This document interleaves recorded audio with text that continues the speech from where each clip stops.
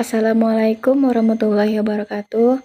Perkenalkan, nama saya Julina Sarah dengan NIM 2230403057 dari kelas 22 Aksyabi. Di sini saya akan menjelaskan terkait materi tentang struktur pasar modal di Indonesia, dan juga saya akan menjelaskan terkait materi tentang jenis efek yang diperdagangkan di Indonesia. Materi pertama yang akan saya coba jelaskan yaitu tentang struktur pasar modal Indonesia. Sebelum kita masuk ke struktur pasar modal Indonesia, tentu kita harus mengetahui terlebih dahulu apa itu pengertian dari pasar modal.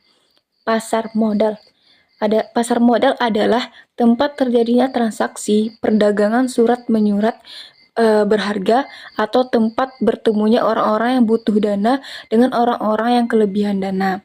Dalam struktur pasar modal Indonesia itu diawasi oleh yang namanya OJK.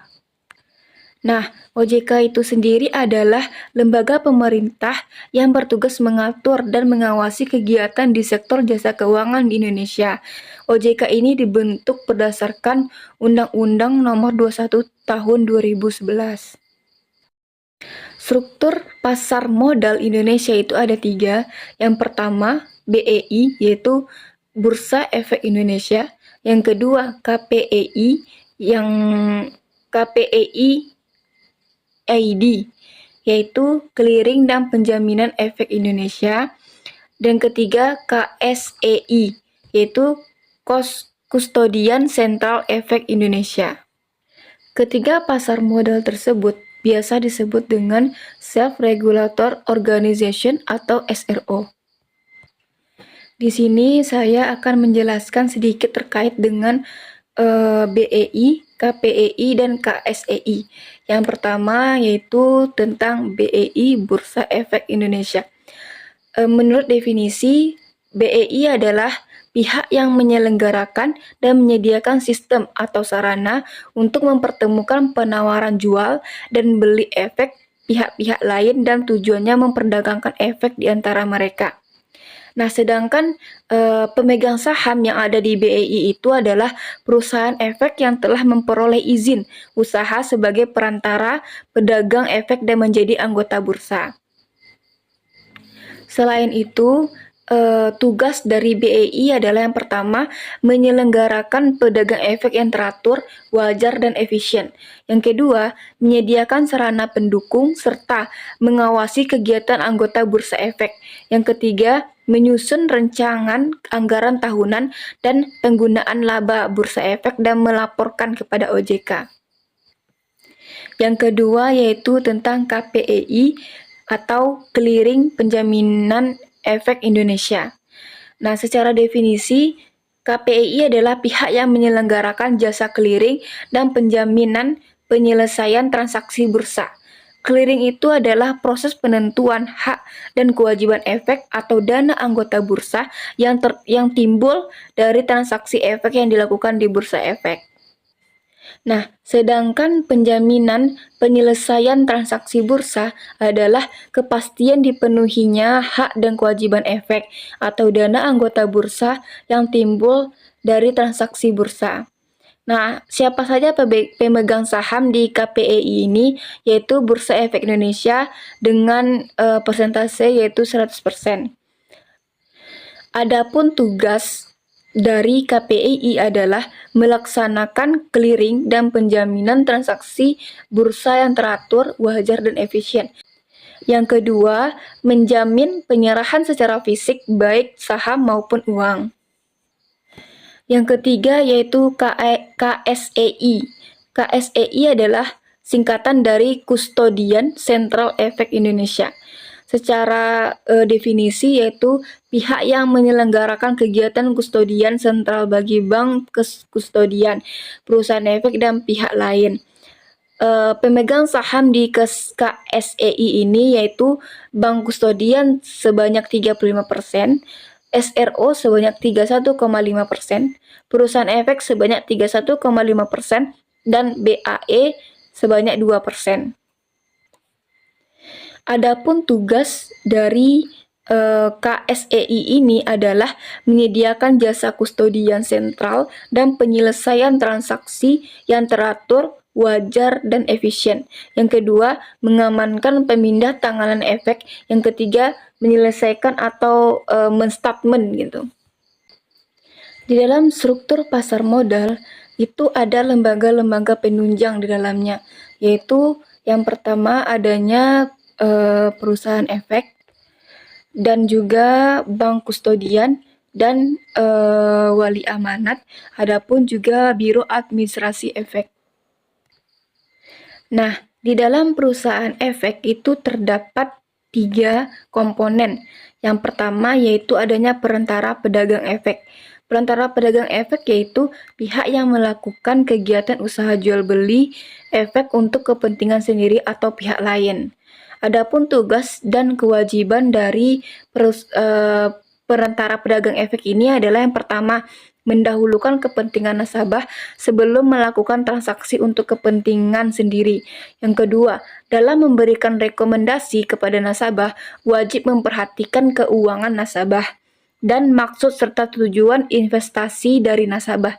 Yang ketiga, membubuhi jam, hari dan tanggal atas semua pesanan nasabah pada formulir pemesanan. Yang keempat, menyediakan data dan informasi bagi kepentingan pemodal. Yang kelima, memberikan saran kepada para pemodal. Yang keenam, yaitu menerbitkan tanda terima setelah menerima efek atau uang dari nasabah. Yang ketujuh, menyelesaikan amanat jual atau beli dari pemberi amanat.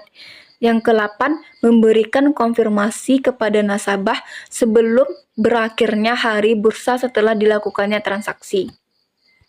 Yang kedua yaitu penjaminan emisi efek atau underwriter. Maksud dari penjaminan emisi efek yaitu pihak yang membuat kontrak dengan emiten untuk melakukan penawaran umum bagi kepentingan emiten atau tanpa kewajiban untuk membeli sisa efek yang tidak terjual. Adapun tugas dari peminjaman emisi efek ini yang pertama, mengungkapkan dalam prospektus adanya hubungan afiliasi atau hubungan lain yang bersifat material antara perusahaan efek dengan emiten. Yang kedua, mematuhi kesemua ketentuan dalam kontrak penjaminan emisi. Dalam penjaminan emisi efek ini terdapat 2 perjanjian penjaminan. Yang pertama, full commitment, yang kedua, best effort. Yang ketiga yaitu manajer investasi atau investment. Manajer investasi adalah pihak yang kegiatan usahanya mengelola portofolio efek untuk para nasabah atau mengelola portofolio investasi kolektif untuk sekelompok nasabah. Adapun tugas dari manajer investasi, yang pertama, mengadakan riset atas efek, yang kedua, menganalisis kelayakan investasi, yang ketiga, mengelola portofolio efek atas kepentingan nasabah, yang keempat, mengelola reksadana. Yang kedua, lembaga penunjang terhadap struktur pasar modal, yaitu adanya Biro Administrasi Efek atau BAE. Nah, Biro Administrasi Efek ini adalah pihak yang berdasarkan kontrak dengan emiten melakukan pencatatan pemilikan efek dan pembagian hak yang berkaitan dengan efek. Adapun tugas dari BAE ini yaitu mendaftarkan dan mengadministrasikan saham yang dibeli investor menjadi atas nama pemodal dengan dikenakan biaya sesuai yang ditetapkan oleh BAE. Adapun jumlah modal yang disetor dalam BAE ini adalah sekurang-kurangnya yaitu 500 juta. Yang ketiga yaitu bank kustodian. Nah, tugas dari bank kustodian ini adalah yang pertama, jasa penitipan harta yang aman bagi surat-surat berharga. Yang kedua, mengamankan pemindahan efek. Yang ketiga, mencatat dan membukukan semua penitipan pihak lain secara cermat. Yang keempat, menagih dividen, bunga, surat utang, dan hak-hak lain yang berkaitan dengan surat berharga yang dititipkan. Yang kelima, mengamankan semua penerimaan dan penyerahan efek untuk kepentingan pihak yang diwakilkan. Adapun pihak-pihak yang bertindak sebagai bank kustodian, yaitu yang pertama KSEI, yang kedua perusahaan efek, yang ketiga bank umum yang memiliki izin sebagai bank kustodian. Baik, materi selanjutnya yaitu tentang efek yang diperdagangkan di pasar modal. Pasar keuangan merupakan penghubung antara unit defisit dengan unit surplus dan merupakan jantung dari sistem keuangan karena kemampuannya menarik dana masyarakat dan mengalokasikan kembali tabungan tersebut dalam bentuk pinjaman ataupun investasi. Pasar keuangan terdiri dari pasar uang dan pasar modal. Yang pertama yaitu pasar uang. Secara definisi, pasar uang merupakan sarana investasi dan mobilisasi dana jangka pendek. Kehadiran pasar uang dilatar belakangi adanya kebutuhan untuk mendapatkan sejumlah dana dalam jangka pendek yang sifatnya harus dipenuhi dengan segera. Dengan demikian, pasar uang merupakan tempat di mana kegiatan permintaan dan penawaran surat-surat berharga dengan jangka waktu jatuh tempo kurang dari 1 tahun saling bertemu. Adapun fungsi dari pasar uang adalah yang pertama bagi pihak yang membutuhkan dana, yaitu untuk memenuhi kebutuhan dana jangka pendek dan untuk menjaga likuiditas jangka pendek, untuk memenuhi kebutuhan modal kerja, untuk memenuhi kebutuhan kalah clearing. Yang kedua, bagi pihak yang menyalurkan dana. Yang pertama, sebagai sarana untuk menabung dan berjaga-jaga. Yang kedua, sebagai sarana investasi. Yang ketiga, bagi lembaga pemerintah. Yang pertama, sebagai sarana untuk memobilisasi dana masyarakat. Yang kedua, sebagai sarana untuk melakukan kebijakan moneter, ekspansi, dan kontraksi moneter. Adapun ciri-ciri dari pasar uang adalah yang pertama, jangka waktu jatuh tempo kurang dari 1 tahun. Yang kedua, tidak terikat pada tempat tertentu. Yang ketiga, pada umumnya para pelaku bertemu secara langsung. Yang keempat, tidak memerlukan adanya guarator atau underwriter. Yang kedua yaitu pasar modal. Undang-Undang Nomor 8 1995 tentang pasar modal menyebutkan bahwa pasar modal merupakan wadah untuk melakukan transaksi perdagangan berbagai instrumen keuangan jangka panjang seperti surat utang atau obligasi, ekuitas atau saham, reksadana, instrumen derivatif maupun instrumen lainnya. Yang pertama yaitu saham. Saham merupakan jenis efek yang paling sering dipergunakan oleh emiten untuk memperoleh dana dari masyarakat dan juga merupakan jenis yang paling populer di pasar modal. Nah, jenis saham berdasarkan hak klaim yang pertama saham biasa atau common stock, yaitu yang pertama, dividen hanya akan diterima jika disetujui dalam RUPS.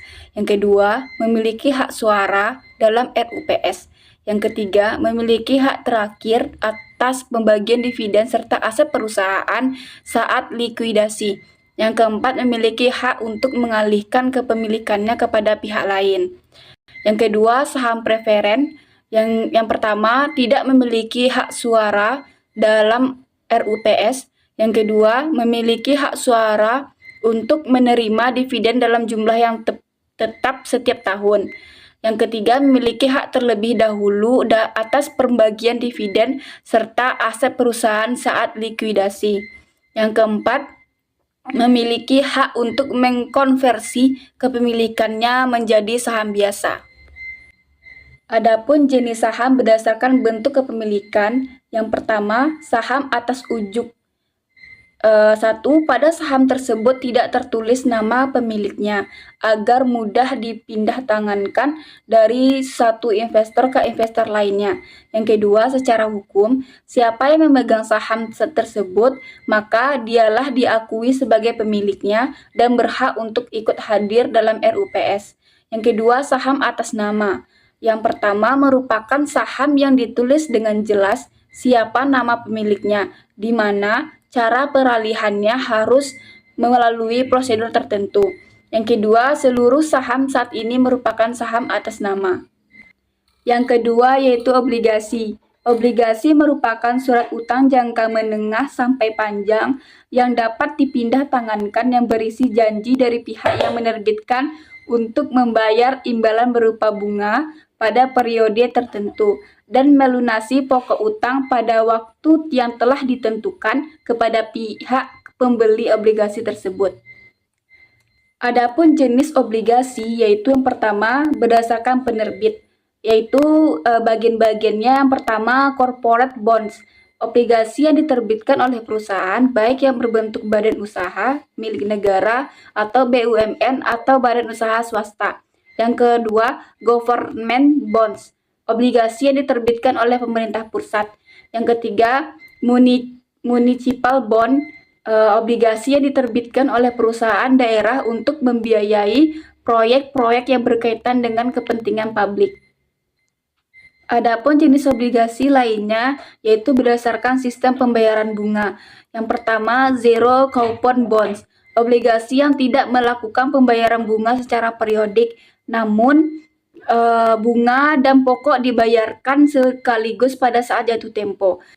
Yang kedua, coupon bonds, obligasi dengan kupon yang dapat diuangkan secara periodik sesuai dengan ketentuan penerbitnya. Obligasi coupon bonds terdiri dari dua. Yang pertama, fixed coupon bonds, obligasi dengan tingkat kupon bunga yang telah ditetapkan sebelum masa penawaran di pasar perdana dan akan dibayarkan secara periodik.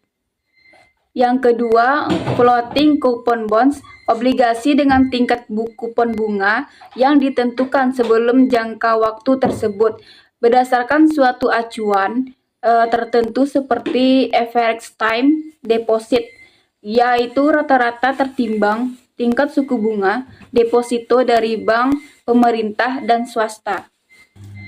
Karakteristik obligasi yang pertama memiliki nilai nominal, yang kedua kupon, yang ketiga waktu jatuh tempo.